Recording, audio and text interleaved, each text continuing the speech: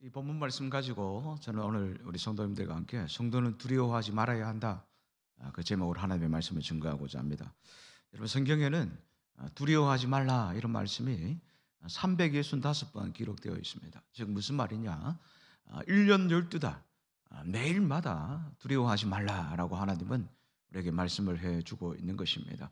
그 외에 염려하지 말라, 기뻐하라, 평안을 가지라, 이런 말씀도 수백 번 기록되어 있는 것을 볼 수가 있습니다. 여러분, 염려와 근심, 두려움과 불안은 오늘 우리의 영혼을 병들게 만들고 우리에게 육체의 병까지 가져다 주는 것을 볼 수가 있습니다. 그래서 각종 암, 불면증, 공황장애, 우울증, 이런 모든 질병들이 우리가 가지고 있는 그 두려움과 그 불안함 때문에 우리들에게 찾아오게 되는 것입니다. 하지만 여러분, 우리가 이 땅을 살아가다 보면은 이러한 두려운 마음을 가지지 않을 수가 없지 않겠습니까? 여러분, 오늘 우리가 하나님이 이 말씀 듣고 하나님이 우리에게 말씀해 주시는 이 귀한 말씀을 듣고서 오늘 여러분, 우리가 주님 앞에 기도함으로 우리 안에 그동안 잠재되어 있는, 가지고 있는 모든 두려움들이 예수님의 이름으로 떠나가는 은혜가 있게 되시기를 바랍니다. 오늘 우리 성도님들 가운데, 아니 세상 사람들 가운데서 고통당하는 것을 좋아하고 두려움 가운데 사는 것을 좋아하고 또 고통당하며 사는 것을 즐기는 사람은 아마 아무도 없을 것입니다. 여러분, 성경에 보니까 고통당하는 사람을 많이 볼 수가 있는데, 제가 생각하건대 가장 고통당하는 사람은 누구냐? 바로 욥이라고 저는 말씀을 드리고 싶습니다. 그래서 욥기 1장 1절에서 3절 말씀해 보니까 욥은 순전하고 정직하고 하나님을 경외하며 악에서 떠난 자이다. 즉 욥은 아무런 이유 없이, 죄가 없이 고통을 당하고 있었던 사람이었습니다. 그래서 그 고통을 당함으로 말미암아 두려움에 떨었지 않겠습니까? 먼저 사탄이 시기를 하지요. 그래서 첫 번째 시험으로 욥이 어떻게 됩니까? 욥의 그 자녀들이 죽고 종들이 죽고 그 가축들, 재산들이 다 죽지 않습니까? 그래도 욥은 하나님을 향해서 원망하거나 현실 문제를 비관하면서 요즘 사람처럼 자살을 해버리지 않고 욥기 1장 21절의 말씀을 하기를, 주신 자도 여호와시요 지하신 이도 여호와시오니 여호와의 이름이 찬송을 받을지니라 라면서 하나님 앞에 고백을 하는 것을 볼 수가 있습니다. 또 두 번째 사탄의 시기로 시험을 받게 되죠. 성경을 보니까 발바닥에서 정수리까지 악창이 나게 한지라. 요즘으로 표현하면 문둥병입니다. 얼마나 고통스럽겠습니까? 너무나 가렵기 때문에 기핫장을 가지고 자신의 몸을 걸습니다. 피가 나고 살이 떨어져 나가고 그 고통을 당할 때 옆에서 위로해주고 좀 안아주어야 될 아내가 뭐라고 말을 합니까? 하나님을 저주하고 욕하고 죽어라, 이렇게 말을 합니다. 하지만 욥은 끝까지 그에게 있는 그 고통, 그 두려움 속에서도 견뎠습니다. 친한 친구들이 와가지고 네가 죄가 많아서 이렇게 된 것이다 라면서 조롱하면서 요셉을 비난할 때도 욥은 끝까지 하나님을 바라보면서 인내하며 참았던 것을 볼 수가 있습니다. 그렇게 하게 되었을 때에 욥기 42장 마지막 말씀에, 특별히 10절에서 17절 10절 말씀해 보니까 하나님이 뭐라고 말씀하십니까? 여호와께서 욥에게 갑절의 축복을 주셨다, 이렇게 말씀합니다. 즉 2배의 축복을 부어주셨다라는 것을 오늘 여러분, 우리가 욥기의 말씀을 통해서 알 수가 있는 것입니다. 여러분, 오늘 이와 같이 우리가 고통당하고 우리에게 뜻하지 않게 두려움이 우리에게 찾아올 때에 우리는 더욱더 그 두려움으로 인하여서 우리는 스스로 멸망하는 사라가 되어지는 것이 아니라, 그러면 그럴수록 더욱더 살아계신 하나님을 붙들고 하나님 앞에 가까이 나아가면은 하나님은 결국에는 하나님을 의지하는 우리들을 결국 하나님이 도와주실 줄 믿습니다. 여러분, 우리 성도님들은 어떻습니까? 한 해가 가고 있는 지금 이 시간, 아직까지 여러분 우리의 마음속에 두려움이 잠재되어 있지는 않으십니까? 여러 가지 일들로 걱정하면서 염려로서 남 모르게 집에 있는 남편도 모르게, 아내도 모르게, 부모도 모르게 눈물로서 밤을 새면서 그런 시간을 혹 보내고 있지는 않으십니까? 여러 사람으로부터 받은 많은 상처가 오늘 여러분의 마음에 쌓여 있지는 않으십니까? 아무도 나를 도와주는 분이 없는 것 같이 느껴지지는 않으십니까? 여러분, 이럴 때 우리가 어떻게 해야 되겠습니까? 제일 좋은 것이 그거예요. 하나님의 말씀을 붙잡아야 된다라는 것입니다. 여호수아 1장 5절에 보니까 너의 평생에 너를 영이 당할 자 없으리니 내가 모세와 함께 있었던 것 같이 너와 함께 있을 것임이라. 내가 너를 떠나지 아니하며 버리지 아니하리니 그러므로 마음을 강하게 하고 담대히 하라. 이렇게 말씀을 하고 있습니다. 오늘 여러분, 이 말씀은 하나님이 여호수아에게 말씀을 해주고 있는 것입니다. 내가 너를 떠나지 아니하며 버리지 아니한다. 여러분, 하나님이 여호수아에게 말씀하시는 이 말씀이 동등하게 오늘 이 저녁에 우리에게 말씀해 주시는 말씀으로 받아들이고서 하나님이 우리와 함께 하시고 우리를 떠나지 아니하심을 여러분 믿고 나아갈 수 있는 우리들이 되시기를 바랍니다. 그러면 하나님의 말씀을 붙잡아야 된다. 그러면 그 말씀이 우리에게 힘이 되고 능력이 되고 위로가 되는 것입니다. 냉동열차에 사람이 갇혔습니다. 그래서 그는 계속해서 문을 두드립니다. 하지만 아무런 사람도 도움을 주지를 못하는 거예요. 그래서 결국에는 포기를 합니다. 그리고 저기에 가서 유서를 적습니다. 내 몸은 얼고 있다. 나는 오래 살지 못할 것이다. 나는 죽을 것이다.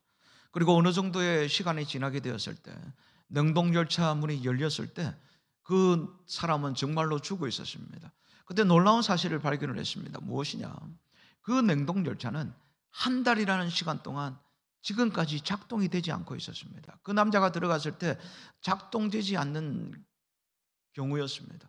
그런데 그 남자가 두려움이 엄습하니까 그 냉동창고 안에서 죽어버린다는 것입니다. 여러분, 두려움이 이렇게 무섭다라는 것입니다.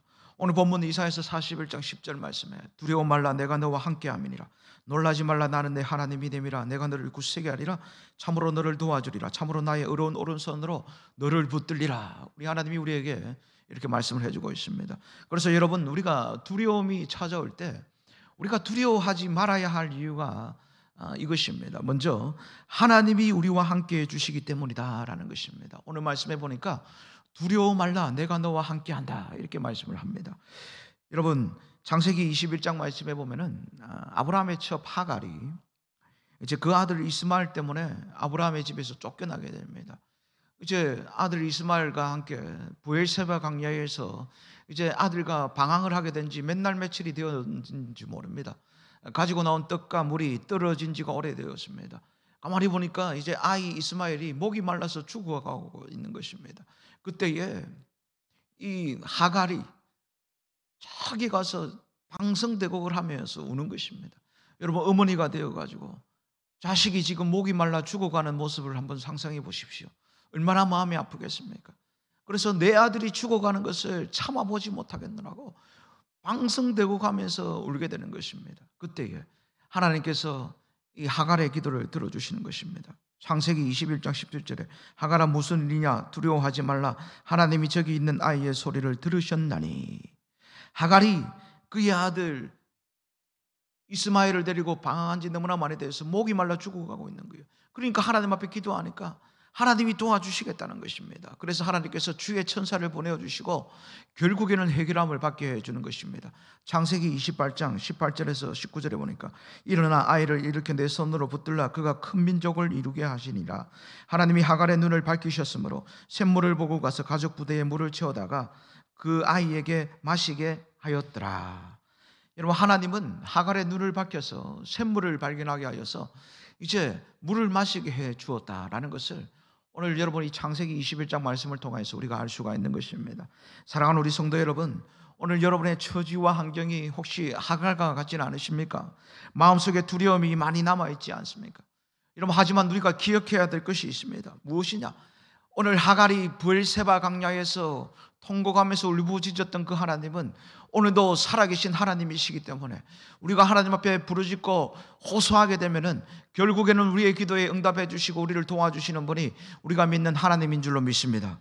그래서 여러분, 하나님은 주의 천사를 보내어 주셔서 우리에게 베풀 만한 자비를 베풀어 주신다는 것입니다.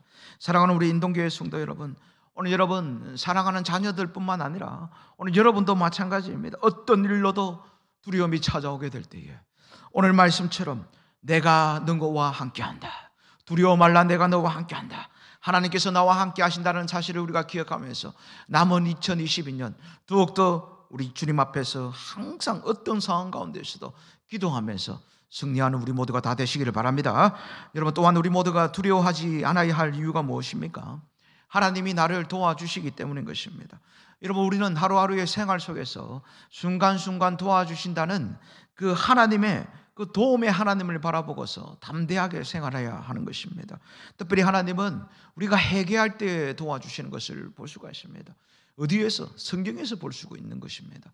사무엘상 7장 3절 이하의 말씀에 보니까 이제 사무엘이 이스라엘 백성들에게 너희들은 바알신과 아스타롯을 모두 다 버리고 여호와 하나님 앞에 돌아오면은 하나님의 자비를 힘입을 수 있다라고 말을 합니다.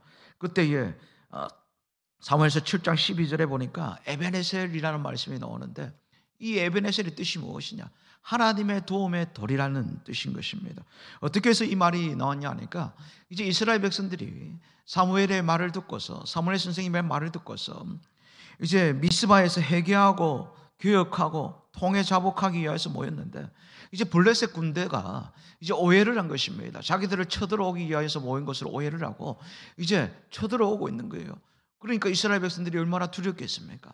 그래서 그 사무엘에게 말을 하는 거예요. 우리를 위하여서 기도해 주세요. 그래서 사무엘과 이스라엘 백성들이 미스바에 모여서 하나님 앞에 눈물로서 그동안 모든 죄를 회개하고 통회하고 자복했습니다. 그러니까 어떻게 됩니까? 하나님께서 전쟁 준비를 하나도 하지 않아야 하는 그 이스라엘 백성들에게 은혜를 베풀어 주는 것입니다. 무엇입니까? 큰 우레를 내려가지고 전쟁하러 올라오는 모든 블레셋 군대를 다 죽여버리는 것입니다. 여러분, 이것이 바로 하나님 앞에 회개 기도할 때 하나님의 백성들에게 하나님이 주시는 선물이다라는 사실인 것입니다. 사랑하는 우리 성도 여러분, 여기서 우리가 깨달을 수 있는 것이 무엇이겠습니까? 회개할 때에 하나님은 우리를 도와주신다라는 것입니다. 여러분, 노아 시대 때 홍수 사건이 왜 일어났고, 아브라함 시대 때 그 살기 좋았던 소돔과 고모라가 왜 여러분 유황불로 멸망을 당했습니까? 그것은 다른 것도 없습니다. 그들은 회개하지 않고 제약된 생활, 끝까지 우상 숭배를 하면서 그런 하나님 앞에 하나님의 마음을 아프게 하고 화나게 했던 그 행동들을 계속했던 것을 볼 수가 있습니다. 하지만 창세기 1장 7장 1절에 보니까 하나님께서 노아에게 이렇게 말씀을 합니다. 노아야, 너와 내 온 집은 방주로 들어가라. 내가 이 세대에 내 앞에서 참으로 의로움을 보았음이니라. 하나님이 이렇게 말씀을 하는 것입니다. 여러분, 노아는 하나님이 인정하는 의로운 자다라는 것을 우리가 알 수가 있는 것입니다. 하지만 그 시대의 사람들, 노아 시대 때 살던 사람들, 또 아브라함 시대 소돔과 고모라에 살던 어떤 사람들도 하나님 보시기에 의로운 자가 한 사람도 없었습니다. 그러니까 홍수 심판, 유황불 심판을 하나님께서는 그들에게 내리는 것을 볼 수가 있는 것입니다. 오늘 사랑하는 우리 인동교회 성도 여러분, 우리 신앙생활의 결단에 있어서 우리가 오늘 이 한 해가 가기 전에 하나님 앞에 잘못된 것 있다면 여러분 분명히 바로 회개하여서, 즉시 회개하여서 코로나로 이 힘든 시기에도 여러분은 정말로 노아와 같이 하나님께서 인정하시는 의로운 자가 되어서 하나님의 도우심을 날마다 받아 누리시는 우리 모든 사랑하는 백성들 되시기를 간절히 기도드립니다. 마지막으로, 하나님은 두려움 속에 빠진 나를 붙잡으시기 때문에 우리는 두려워할 필요가 없는 것입니다. 마태복음 14장 22절에서 33절의 말씀해 보니까 예수님께서는 산에 기도하러 올라가시고 제자들은 지금 배를 타고서 갈릴리 바다를 건너가고 있습니다. 그때 어떻게 됩니까? 풍랑이 몰아쳐가지고 제자들이 고통을 당하고 어려움을 당하고 그 두려움 속에 빠져 있는 것을 우리 예수님께서 아시고 예수님께서 직접 가시게 되는 것입니다. 새벽 미명에 성경이 그렇게 하고 있어요. 그 다음에 밤 사경에 여러분, 밤 사경은 우리나라 시간으로 새벽 3시에서 새벽 6시를 뜻합니다. 칠흑같이 어두운 그때, 그냥 땅도 아니고 바다 한가운데 폭우가 몰아치는 그곳에 있으면 얼마나 무섭고 두렵겠습니까? 그 가운데 예수님이 제자들을 향해서 뚜벅뚜벅 걸어오시는 거예요. 제자들이 깜짝 놀라지 않겠습니까? 유령이다 라면서 소리를 지르게 됩니다. 그때 예수님께서 제자들을 향해서 말씀을 하시죠. 안심하라, 내니 두려워 말라.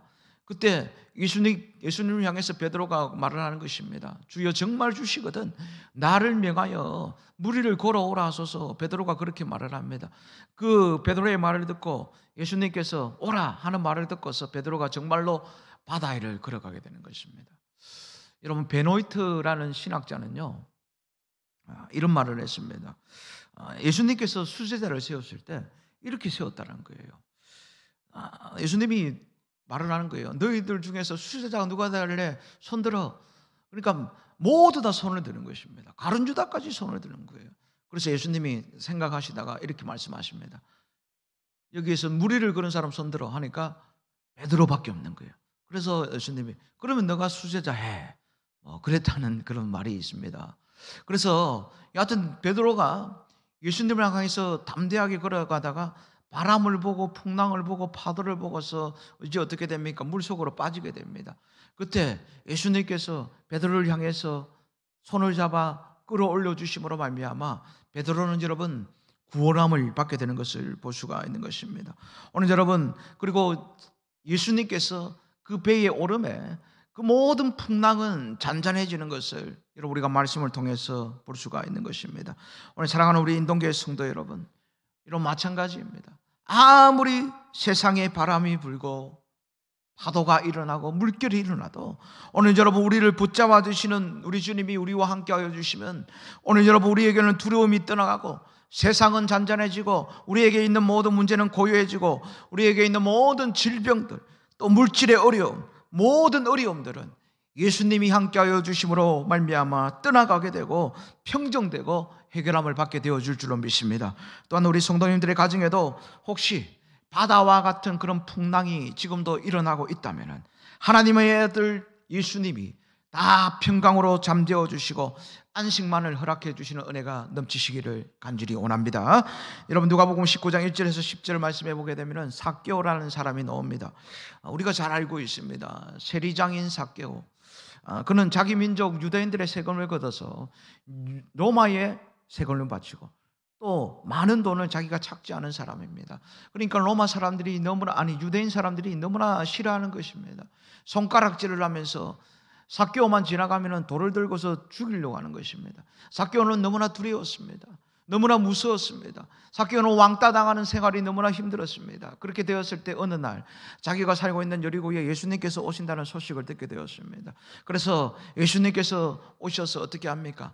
삭개오야, 내가 오늘 너의 집에 유하여야 되겠다. 그러면서 예수님이 삭개오에 아브라함의 구원이 너의 집에 이르렀다 하면서 삭개오에게 구원함을 베풀어 주는 것을 오늘 여러분 우리가 볼 수가 있는 것입니다. 여러분 우리는 여기에서 놀라운 진리를 발견할 수가 있습니다. 무엇입니까? 그것은 예수님께서 두려움에 있는 사람들을 직접 찾아오셔가지고 그들을 붙잡아 주셨다라는 사실을 알 수가 있는 것입니다. 여러분 기독교는 사람이 하나님을 찾아가는 종교가 아니고요, 하나님이 사람을 찾아오는 종교가 기독교인 것입니다. 구원은 본인이 얻고 싶다고 해서 여러분 얻는 것이 아닙니다. 내가 구원을 얻고 싶다고 얻는 것이 아니에요. 하나님의 예정하심으로 구원함을 받게 되는 것입니다. 창세기 말씀해 보니까 아담이 어떻게 합니까? 죄를 짓고서 하나님이 먹지 말라는 그 선악과를 따먹고 나무 아래에 숨어 있을 때 하나님이 아담아 부르시면서 아담을 찾아오신 것을 우리가 볼 수가 있는 것입니다. 사도 바울이 이제 1차, 2차, 3차 복음을 열심히 전가하다가 이제는 사도행전 27장에 보니까 이제 가이사 황제 앞에 이제 제수로서 압송이 됩니다. 그때 사도행전 27장에 보니까 알렉산드리아호라는 큰 배를 타고서 276명과 함께 지중해를 건너서 로마를 향해서 가고 있는 것을 볼 수가 있습니다. 그때에 어떻게 합니까? 유라굴로라는 큰 태풍을 만나게 되지요. 거기에서 모든 사람들이 죽게 되었다고 큰 소리를 치게 됩니다. 하지만 전날 밤에 성경에 보니까 전날 밤에 예수님이 사도 바울을 찾아와 주셨습니다. 사도행전 27장 24절에 보니까 바울아 두려워하지 말라 라면서 예수님이 찾아와 주심으로 말미암아 바울에게 모든 그 구원함의 은혜를 베풀어 주는 것을 볼 수가 있는 것입니다. 여러분 이 말씀을 통해서 우리가 알 수 있는 것이 그것입니다. 기독교는 자율 종교가 아니라 타율 종교다라는 것을 알 수가 있는 것입니다. 우리 스스로는 절대로 하나님을 믿을 수 없습니다. 성경에 그 증거가 명백하게 또 나와 있습니다. 사도행전 13장 48절에 보니까 이방인들이 듣고 기뻐하여 하나님의 말씀을 찬송하며 영생을 주시기로 작정된 자는 다 믿더라. 여러분 영생 주시기로 작정된 영혼들만 우리 주님 앞으로 돌아오게 되고 주님의 붙잡으심을 경험하게 되어지는 것입니다. 그런 의미에서 여러분, 오늘 영생주 시기로 작정된 자, 우리들은 하나님의 축복받은 인생임을 알 수가 있는 것입니다. 여러분, 그래서 하나님이 나를 붙잡아 주셔야만 내가 하나님을 꽉 붙잡고 우리는 믿음 생활을 잘 할 수 있음을 여러분 기억하시기를 바랍니다. 이 시간도 여러분, 사업 문제, 직장 문제, 진학 문제, 가정 문제, 취업 문제, 또 질병 문제로 오늘 이 시간도 어려움 속에, 고통 속에, 두려움 속에 있는 성도님들, 여러분 두려워하지 마시기 바랍니다. 오늘 우리가 말씀을 통해서 알았습니다. 하나님이 우리와 함께 해주신다고 말씀합니다. 하나님이 도와주신다, 이렇게 말씀을 합니다. 하나님이 우리를 붙잡아 주신다라는 사실을 여러분 우리가 기억해야 될 줄로 믿습니다. 그래야 해서 남은 2022년 어떤 순간에도 두려워하지 마시고 오히려 나와 함께 하시고 나를 도와주시고 나를 붙잡아 주시는 그 하나님을 의지하고 바라봄으로 말미암아 날마다 믿음으로 승리하는, 그래서 오늘 우리의 얼굴에는 늘 웃음만이 가득하게 되는, 오늘 이곳에 앉아있는 사랑하는 우리 인동교회 모든 성도님들 다 되어지시기를 주님의 이름으로 간절히 기도드립니다.